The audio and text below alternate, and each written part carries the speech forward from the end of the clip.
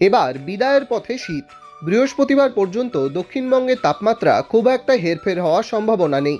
তবে শুক্রবার থেকে একাধিক জেলায় তাপমাত্রা ফের নিম্নমুখী হতে পারে। যদিও কলকাতায় আর নতুন করে ঠান্ডা পড়ার পূর্বাভাস নেই।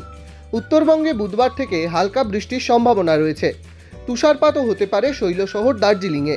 বর্তমানে দক্ষিণবঙ্গের তাপমাত্রা স্বাভাবিকের থেকে কিছুটা উপরে। শুক্রবার থেকে তাপমাত্রা কমার সম্ভাবনা রয়েছে একাধিক জেলায়। 2 থেকে 3 ডিগ্রি পর্যন্ত নামতে পারে পারদ। তবে জেলায় শীতের আমেজ ফিরলেও শহরে কার্যত শীত উধাও। কলকাতার পারদ আর নতুন করে কমার সম্ভাবনা নেই। কলকাতায় রাতের তাপমাত্রা স্বাভাবিকের তুলনায় 4 ডিগ্রি বেড়ে দাঁড়িয়েছে 21.8 ডিগ্রিতে। দিনের তাপমাত্রা মঙ্গলবার পৌঁছে গিয়েছিল 29.1 ডিগ্রিতে। বাতাসে জলীয় বাষ্পের পরিমাণ 46 থেকে 93%। অন্যদিকে দার্জিলিং এবং কালিম্পং জেলায় বিক্ষিপ্তভাবে বজ্রবিদ্যুৎ সহ হালকা বৃষ্টির পূর্বাভাস দিয়েছে আবহাওয়া দপ্তর। ডাউনলোড করুন এই সময় অ্যাপ iOS ও অ্যান্ড্রয়েডের জন্য।